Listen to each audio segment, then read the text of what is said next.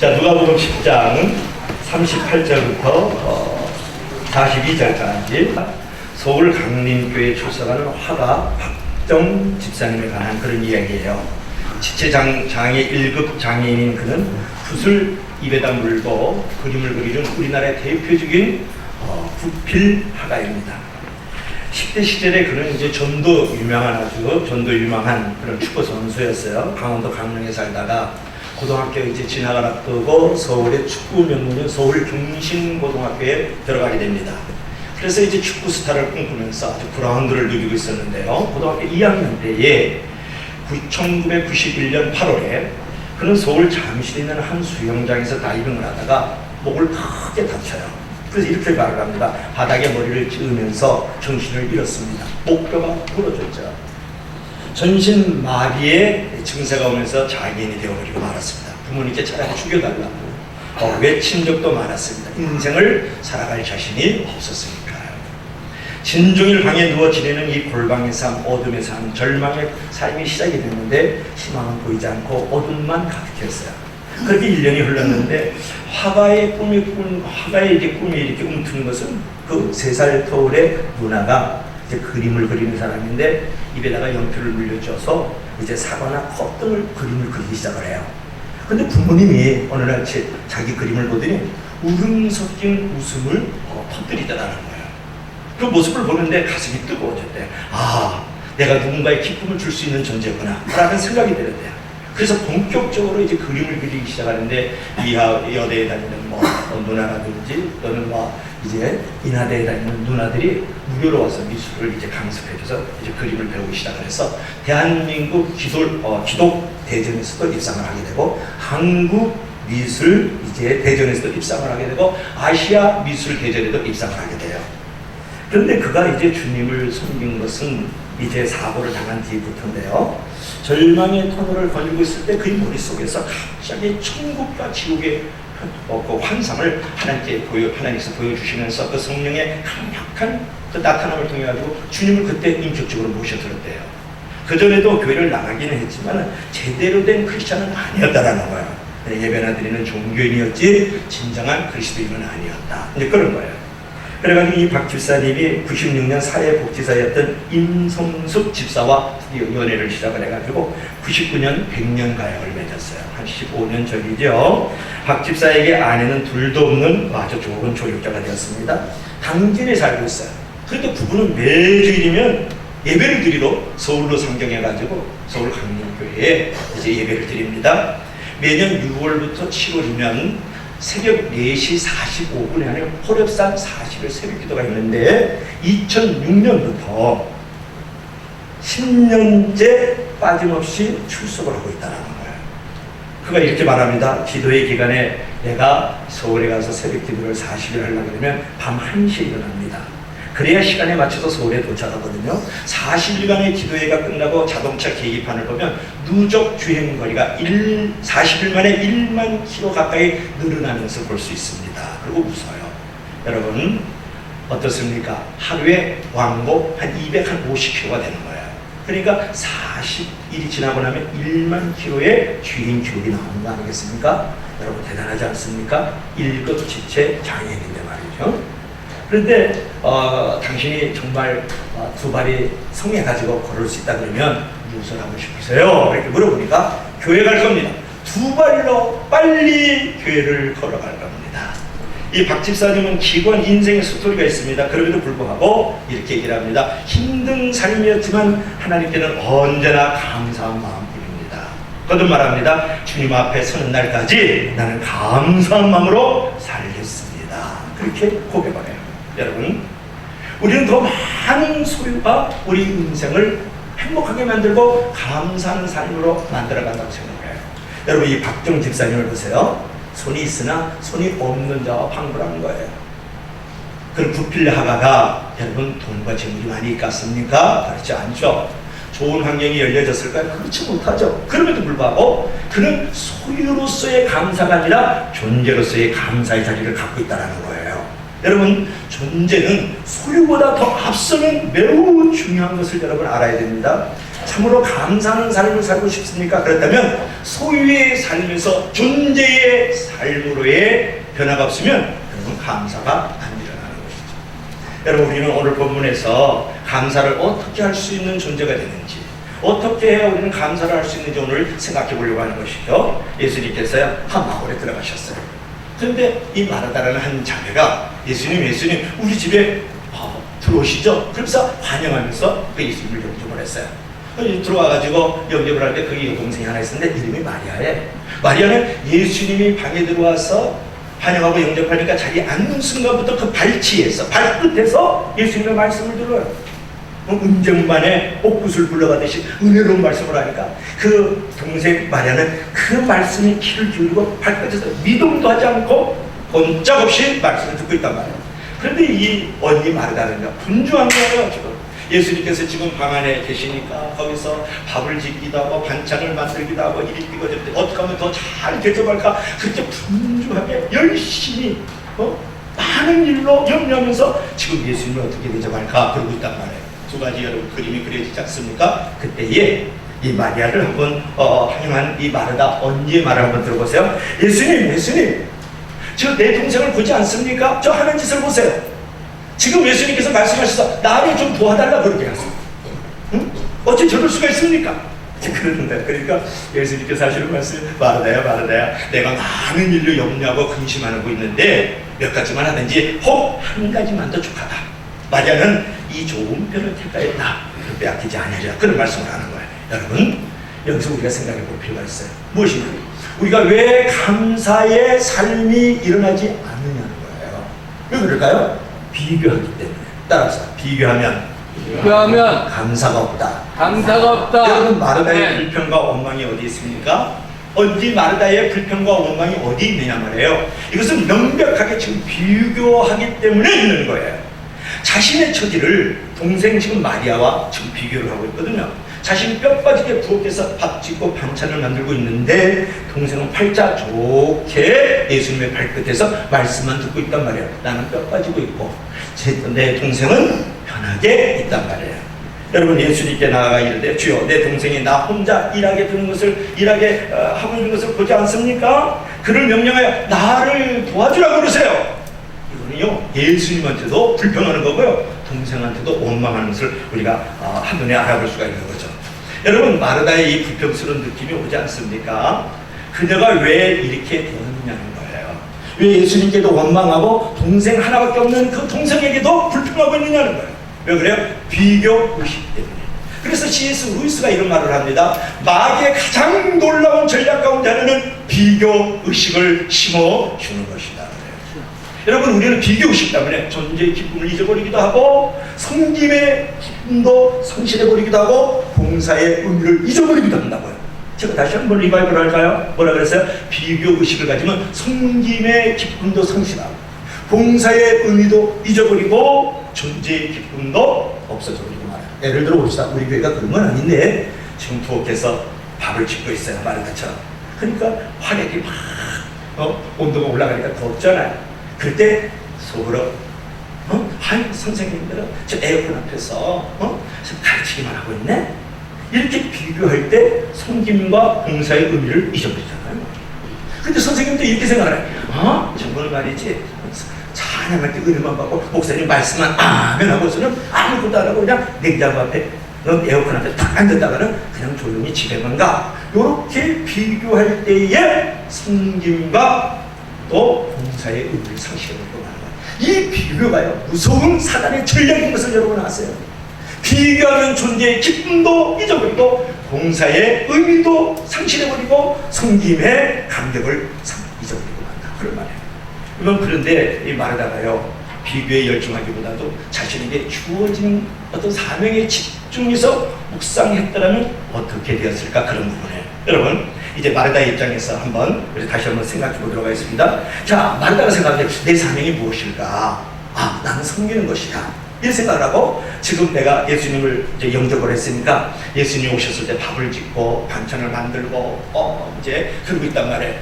그래서 생각하기를 내가 그 만왕의 왕이시고 하나님의 아들이신 그분, 그 영광스러운 그분이 내 집에 왔는데, 야, 나의 사명이 손님 거야. 이렇게 밥을 짓고 말이지. 내가 반찬을 만들었다. 아이고, 내 동생까지도 그 예수님의 발치하게가지고 말씀을 듣네. 할렐루야. 이렇게 사명을 집중했다.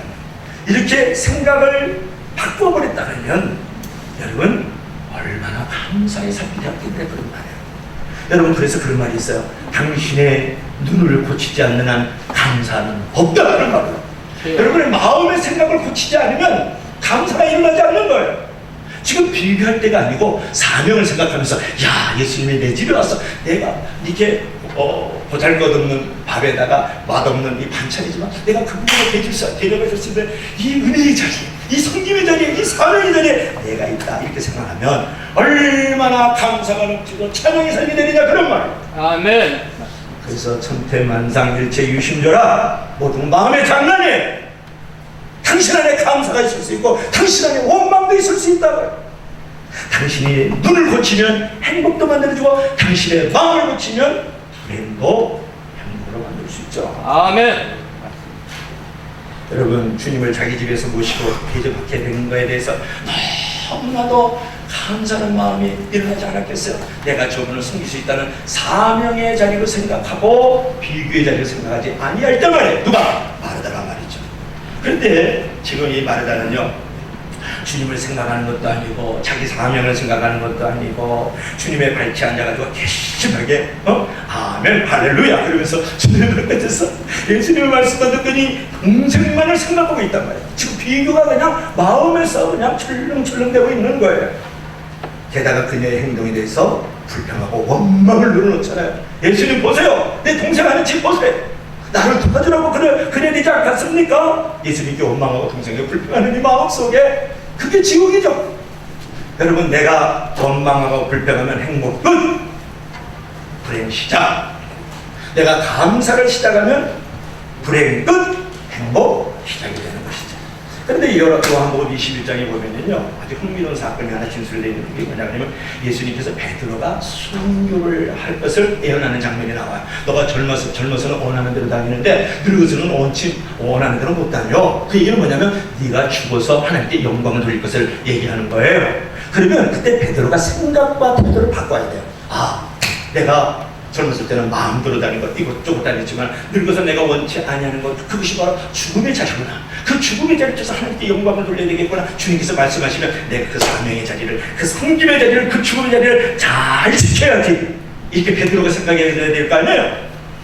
베드로를 보세요. 뭐라 그런지 아세요? 요한복음 21장에 나오는 거예요. 오늘 처음 듣는 모습으로 이 집사님 두 분이 나를 째려보고 있는데 성경에 다 나온다. 21장 21절에 주님, 이 사람은 어떻게 되겠습니까? 그래. 이 사람이 누군지 아세요? 요한이에요. 제자 요한을 향해서, 동료 요한을 향해서 하는 말이, 이 사람은 어떻게 되겠습니까? 내가 죽음의 자리를 가는데 이 사람은 어떻게 되겠냐는 거예요. 예수님의 제자들도 비교 의식에서 자유롭지 못했다는 거예요. 여러분, 사도 요한은 사도 베드로의 평생 라이벌이었거든요. 베드로는 요한 자신을 비교하는 의식에서 평생 자유롭지 못했다 그런 거예요. 그러면 예수님께서 그 베드로에게 뭐라고 말씀한지 알아요? 예수께서 이르시되 내가 올 때까지 그를 머물게 할지라도 네가 무슨 상관이냐? 그렇게 대답을 해요. 21장 22절에서 요한복음. 이게 무슨 말씀인지 알아요? 비교하지 말고 내 갈 길이나 가자. 비교하지 말고 내가 너에게 준 사명에만 집중 그렇게 말씀하고 있는 거예요. 여러분들 좀 아는 사람 많을 텐데요. 우리에게 잘 알려진 영국의 경제학자 찰스 핸젤이라는 사람이 최초의 책을 한 권 쓰는데 뭐냐면 홀로 천천히 자유롭게. 다시 한번 홀로 천천히 자유롭게. 아주 책 제목도 되게 은혜스럽죠. 이 사람은 각 분야에서 성공한 29명의 사람들을 분석해가지고 그 결론을 이렇게 냈습니다. 중요한 것은 1등이 아니라 좋아하는 것을 하는 것이다. 남을 따라하지 말라, 남과 비교하지 말라, 홀로 천천히 자유롭게 걸어라, 자기만의 길을 가라. 이렇게 얘기해요. 여러분, 자기다움에 대한 인식을 가지라는 거예요. 여러분, 어떻습니까? 남하고 비교해서 너가 하는 길을 나도 가야 되겠구나, 네가 이만큼 쌓으니까 나도 그만큼 쌓아놔야 되겠다, 그런 얘기 아니에요. 그렇기 때문에 불행해지는 거예요. 그래서 내가 너무 죽으라 하는 거예요. 2등했는데 1등 땅 때문에 비교하니까 내가 얼마나 작은 존재단 말이에요. 여러분, 하나님이 우리에게 어떤 것을 주시든지 간에 하나님께 감사하는 것은 마귀를 물리치는 확실한 방법이다. 그런 거예요. 여러분, 오늘 내게 감사하는 마음도 기쁜 마음도 없다 그러면 그거 왜 그런 거예요? 나보다 더 잘 나가는 사람과 나보다 더 잘 사는 이웃들과 비교하기 때문에, 나보다 더 바르게 사는 사람과 늘 비교하기 때문에 그런 거 아니에요? 소위 상대적 박탈감 때문에 내가 불행해지는 거예요. 내가 감사를 잊어버리는 거 아니에요? 그러면 여러분 이제 비교의식을 포기하겠습니까? 그리고 이제야말로 비교가 아닌 당신의 사명에 집중해야 될 줄로 믿을 수 있기를 바랍니다. 아멘. 자, 마지막 두 번째 따라합시다. 말씀에 의지하라. 말씀에 의지하라. 말씀에 의지하라. 말씀에 자, 의지하라. 오늘 보십시오. 이제 마르다하고 이제 마리아의 모습이 이렇게 대조를 이루고 있는데요. 성경에 보면 이 마르다의 마음은 분주했다 그렇게 말해요. 자, 성경 한번 봅시다. 자, 40절 보세요. 40절 한번 봅시다. 읽어볼까요? 시작. 마르다는 준비하는 일이 많아 마음이 분주한지라. 아멘. 또. 자, 41절 한번 읽어봅시다. 시작. 주께서 대답하여 가라사대 마르다야 마르다야 내가 많은 일로 염려하고 근심한다. 이게 많은이라는 단어가 두 개 나오죠. 많은 일로 말미암아서 준비하는 일이 많아서 마음이 분주했다. 오늘 41절에서 뭐라 그래요? 네가 많은 일로 근심한다 그랬어요. 여러분, 성경에 보면요, 마르다의 마음은 분주했다. 많은 일로 근심했다 그렇게 말을 하고 있는 거예요. 여러분, 일이 많으면 분주해져요. 그러면서 쫓아가는 인생이 아니라 쫓기는 인생을 살아가는 거예요. 많은 일이 있으면요, 과격한 스트레스에 쌓이게 됩니다. 그래서 여유 앤드 자유가 없어요. 여러분, 준비하는 일이 많은 사람들, 그리고 많은 일로 염려하는 사람들, 재리의 유혹과 또 세상의 근심으로 살아가는 사람들, 어떻게 하면 내 집에 좀 더 늘릴까? 내가 어떻게 하면 이 적은 통장의 숫자를 조금 더 높일까? 이런 생각. 내 자식을 어떻게 하면 대학교를 잘 보낼까? 어떻게 하면 난 더욱더 건강할 수 있을까? 어떻게 하면 내가 우리 직원들에게 직장 인정받는 존재가 될까? 이러면서 많은 일로 준비하는 사람들, 많은 일로 염려하는 사람들은 여유와 자유가 없어요. 근데 속도를 많이 내는 차와 같아요. 그래가지고 결국은 감사의 삶이 끊어지고 찬양하는 사람이 멈추고 말았어요. 준비하는 일이 많았던 이 마르다, 많은 일로 근심하는 이 마르다, 영혼이 마르고요, 육체가 마르고, 생각이 마르고, 신앙이 마르고, 믿음이 말라서 결국은 인생을 파괴시키고 마는 거예요. 그 좋았던 것도 빼앗기고 마는 것이 뭐냐? 많은 일로 분주한 사람, 많은 일로 근심하는 사람들, 때로는요, 적당하게 좀 양보하고 절제하면서 살아갈 줄도 알아야지.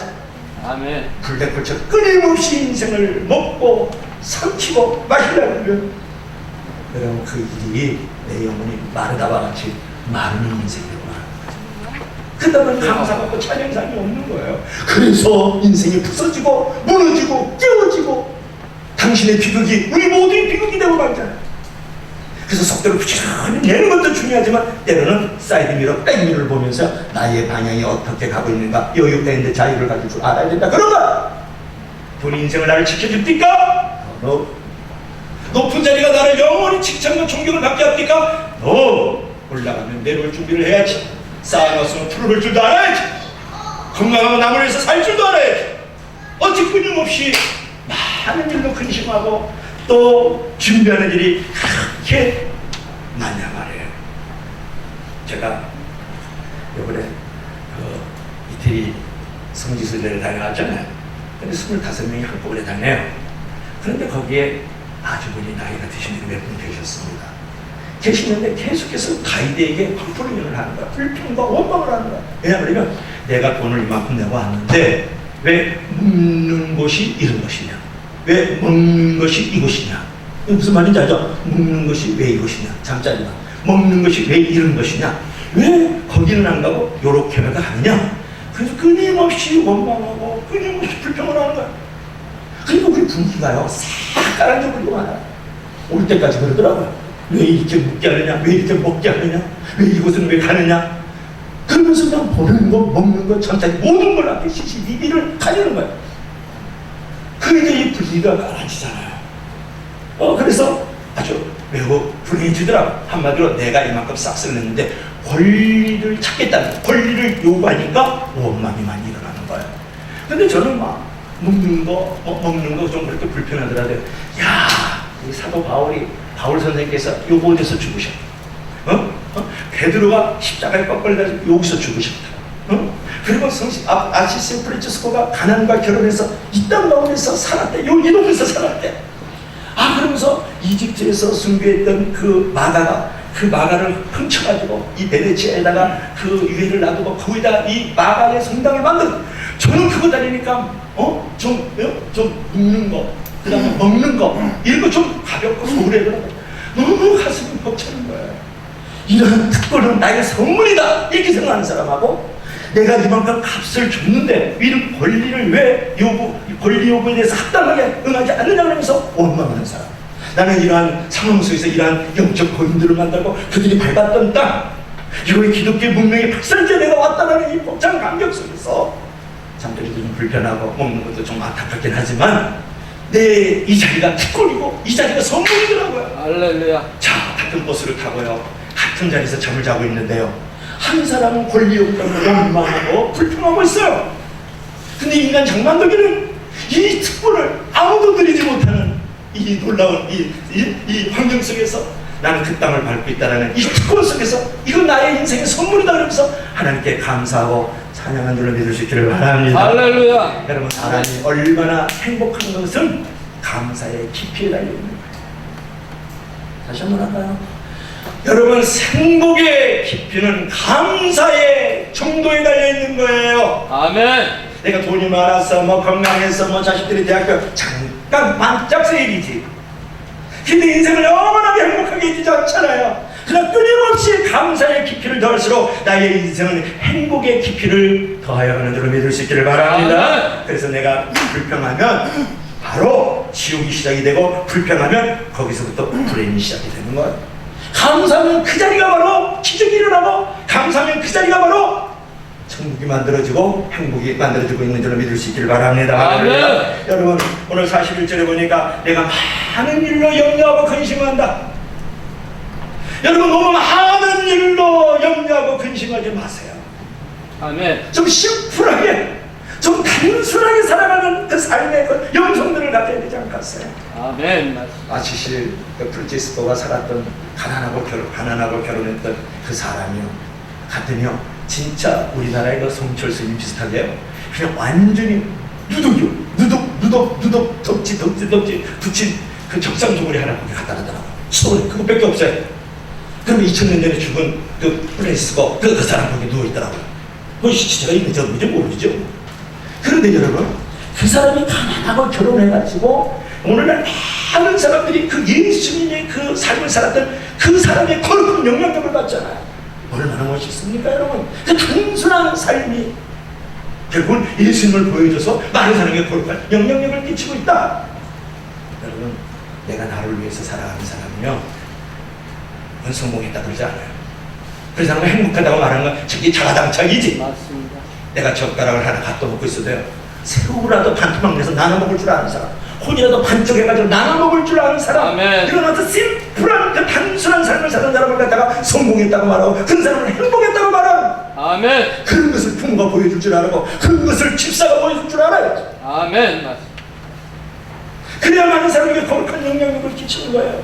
그런 사람이 보여줄 때 그 영혼의 가난함과 물질의 가난함, 육체의 가난함을 가지고 있을 때에 그 모습을 보면 내 이웃 사람들이, 내가 바라보는 성도들이 감사하지 않겠는가 말이에요. 아멘. 반쪽보다 더 먹고 있으니까, 나는 두둑이보다 좋은 넥타이 하나 메고 있으니까 감사하지 않겠어요? 아닌가? 나만 흥분하고 있나? 여러분, 이런 모습으로 말하다가 막 뜨고 있습니다. 마리아는 무엇을 하고 있었습니까? 그에게 마리아라 하는 동생이 주의 발치에 앉아가지고 그의 말씀을 듣더니, 너는 뭐 부술하든지 뭐 난리 부르스로 치든지 난 상관. 응? 내가 밥을 짓고 그냥 반찬을 만들어서 예수 선생님이요, 내 동생 하는 짓 좀 보세요, 나를 도와주라고 해서 손을 내면서 예수님께 원망하고 동생에게 불평하고 있단 말이에요. 그런데 오늘 마리아는 말이죠, 마리아 마리아 이런 마리아 그러면서 계속해서 말씀을 계속 마리아 마리아 그러면서 하시잖아요. 그런데 동생은 미동도 하지 않은 채 그녀의 시선이 주님을 향하여 고정하고 있다. 그분의 입술에서 떨어지는 말씀을 아멘 하면서 덥석덥석 먹고 있어요. 그 말씀이 왜냐? 생명이기 때문에. 아멘. 예수님의 말씀이 위로가 되기 때문에. 아멘. 예수님의 말씀이 능력이 있기 때문에. 아멘. 예수님의 말씀이 삶을 이길 수 있는 은혜가 있기 때문에. 아멘. 그 말씀을 그 발끝에서 꼼짝도 하지 않고 네가 원망하든 불평하든 언니 명령 안 따라요. 예수님 말씀만 지금 듣고 있단 말이야. 야, 여러분 이걸 어떻게 생각이 되냐 그런 거야. 언니가 주님께 자신을 일러 바치고 불평하는 순간에도 그녀는 조용히 기도하면서 예수 그리스도의 말씀을 깊이 묵상하면서 그 말씀을 듣고 있었다. 그래서 마음을 다하고 찬양하고 감사하고 있을 이 마리아를 한번 생각해 보세요. 그때 우리 주님께서 하시는 말씀 들어보세요. 그녀가 좋은 편을 택했다. 뭐라고 그랬어요? 오늘 42절 보세요. 42절 우리 다 같이 마지막으로 한번 42절 보세요. 시작. 그러나 몇 가지만 하든지 혹 한 가지만 해도 족하니라. 마리아는 이 좋은 편을 택하였으니 빼앗기지 아니하리라 하시니라. 아멘. 주님은요 마리아가 여동생 마리아가 좋은 편을 택했다 그래요. 이것은 뭐냐면 세상의 말을 듣지 않고 하나님의 말씀을 들었다. 아멘. 세상의 일을 하지 않고 하나님의 일을 하고 있다. 이것이 아멘. 좋은 편이라는 거예요. 아멘. 아멘. 예수님이요 밥 한 끼, 그 맛있는 반찬 한 젓가락 먹으나 안 먹으나 아멘. 맞습니다. 주님이 정말 좋아하시는 일은 뭐예요? 세상 일을 내려놓고 당신의 일에 집중하는 거예요. 아멘. 세상의 소리에 너무 귀를 기울여. 오늘은 뭐 국회의원 누가 그랬다, 뭐 청와대 수석이 누가 그랬다, 대통령이 그랬다. 여러분은 그런 사람이 여러분의 리더가 아닙니다. 나도 모르게 텔레비에 신문에 나오는 사람들이 여러분의 리더가 돼 있다고요. 그 리더가 아니에요. 우리 진정한 리더는 예수 그리스도의 그분의 말씀인 줄 믿을 수 있길 바라요. 아멘. 그래서 그 아멘. 말씀에 예수님을 진실로 의지하면서 그분의 말씀을 듣고 있는 이 마리아를 향해서 좋은 편을 택했다 그런 말을 하고 있잖아요. 여러분 도대체 이 말씀이 무슨 뜻이에요? 주의 말씀 안에 있는 사람은 흔들리지 않는다는 거예요. 아멘. 하나님 안에 있는 사람은 무너지지 않는다는 거예요. 아멘. 성령 안에 있는 사람은 나의 삶이 없어지지 않는다는 거예요. 아멘. 그리고 교회 안에 성도 안에서 교제하고 있는 사람들은 인생이 망가지지 않는다는 것을 아멘. 보죠. 여러분 하나님의 말씀 안에 있는 사람들 그리고 예수 그리스도 안에 있는 사람들 그리고 하나님 안에 있고 그분의 은혜와 진리 안에 있는 사람들 교회 안에 있는 사람들 성도 안에 있는 사람들은요 최악의 상황 속에서도 최선의 삶을 살아갈 수가 있어요. 아멘. 최악의 고난 중에도 감사와 찬양의 삶을 살아갈 수 있는 줄로 믿을 수 있기를 바랍니다. 아멘. 여러분 할렐루야. 석세스 라이프를 가르쳐요. 마인드 컨트롤 시켜요. 이럴 때 무조건 감사해. 이렇게 찬양해봐. 그리고 삶이 바뀔 거야. 그럼 정말 바뀝니까? 안 되던데. 목사가 안 되면 대충 여러분도 안 된다고 보면 정확해요. 목사가 성경 안 읽으면 여러분 더 안 읽는다고 보면 대충 맞잖아요. 근데 직업은 성경 보는 거니까. 아닌가? 오늘 좀 아닌 게 많이 있는 거 같아. 아닌 게요? 누구 만날 때는 그게 아니고 제가 무슨 말씀이냐 그러면 하나님의 말씀 안에 있을 때에 그죠? 예수 그리스도 안에 있을 때에 우리는 그분의 은혜와 그분의 사랑 가운데 깊이 젖어 있을 때예요. 저절로 모르게 감사와 찬양의 삶이 만들어져요. 아멘. 맞습니다. 왜냐? 내가 어떤 사람과 어떤 사건 속에서도 어떤 상황 속에서도 나는 흔들리지 않을 수 있다. 무엇이? 예수 그리스도 그분의 말씀이. 아멘. 오늘 동생 마리아를 보세요. 흔들리지 않아요. 언니가 그러면 알았어. 그러면서 막 쟁반 갖고 와서 뚫고 닦고 막 밥상 차리고 그랬을지도 몰라요. 그런데 이 마리아가 흔들리지 않을 수 있었던 이유 예수 그리스도의 발끝에서 하나님의 말씀을 듣고 있으므로 흔들리지 않는 거야. 그 원망과 불평, 그 나를 위급하게 만드는 상황 속에서도 그는 흔들리지 않을 수 있었던 이유 예수님의 발끝에서 그분의 말씀 안에 머물고 있었기 때문에. 아멘. 중요한 맞습니다. 거야. 그래서 여러분 은혜와 진리 안에 거해야 돼요. 아멘. 그래야 감사와 진정한 찬양의 삶이 시작된다니까. 아멘. 여러분 말씀과 성령 안에 여러분 거해야 돼요. 그래야 진정한 감사와 찬양의 삶이 거기서 이루어지는 겁니다. 아멘. 석세스 라이프 배워가지고 뭐 마인드 컨트롤 해가지고 대인관계 이렇게 할 때는 무조건 감사 이런 거 배워서 감사와 찬양이 일어나지 않는다는 것을 여러분 명심하십시오. 어디 안에서 있다고요? 내가 예수 그리스도와 그분의 말씀 안에 거할 때 은혜와 진리 안에 거할 때 성도와 교회 안에 있을 때 흔들리지 아니하면서 감사와 찬양의 삶을 영원토록 할 수 있는 줄을 믿을 수 있기를 바랍니다. 아멘. 제가 한 예언을 하고 오늘 논의를 마치려고 하는데요. 미국의 그 가이드 포스트지에 소개된 베트 번드 목사의 간증이에요. 그가 이제 섬기는 교회가 이제 점점 숫자가 줄어들었어요. 그러니까 이제 부활절인데도 사람이 몇 명 안 온 거예요. 그러니까 마음이 이제 허전했죠. 또 허망하기도 하고. 그래서 교회 계단에서 멍하니 거리를 쳐다보고 있는데 아주 헛스럭하고 볼품없는 한 할머니가 아주 환한 모습으로 꽃을 팔고 다니는 거예요. 그래서 할머니를 불렀어요. 목사님, 할머니 무슨 좋은 일이 있나요? 그리고 꽃을 팔면서 그냥 얼굴이 환한 천사의 모습을 하고 그 헛스럭한 모습 속에서 아주 그냥 기쁨도 와갔습니다. 그러는 거예요.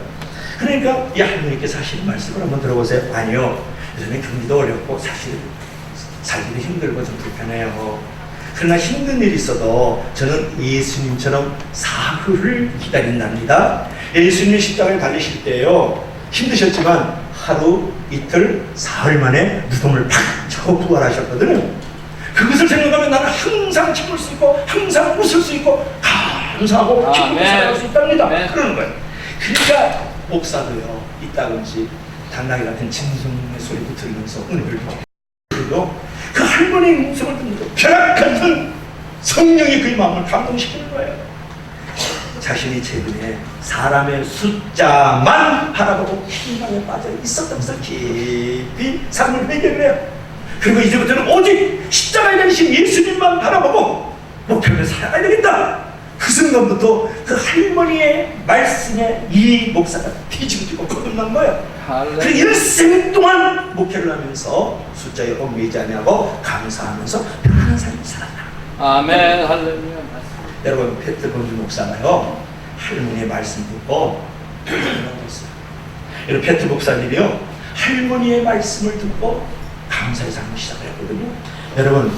여러분들도 예수 그리스도의 십자가를 바라보고 하나님의 말씀 안에 있으면 감사의 삶, 평안의 삶, 기쁨의 삶은 나에게 이루어지는 줄을 믿을 수 있기를 바랍니다. 아멘. 그렇습니다. 우리가 삶의 자리에서 참 평안과 감사를 잃지 않고 살아가는 일은 하나님의 말씀을 듣고 예수님의 십자가를 바라볼 때부터 감사가 출발이 되고 평안한 삶의 기초는 만들어지는 거라고 생각하지 않습니까? 아멘. 예수 그리스도와 그분의 말씀에 서 있을 때에 어떤 상황 속에 있어도 어떤 사람, 어떤 사건 속에 있어도 나는 감사의 삶이 넘쳐나는 것이죠. 그러므로 여러분 마음에 불평이 있습니까? 참으로 감사하며 살고 싶지 않습니까? 그러면 이제는 소유보다도 존재에 집중하면서 살아가시오. 아멘. 그리고 여러분 불평이 있습니까? 감사의 삶을 살고 싶습니까?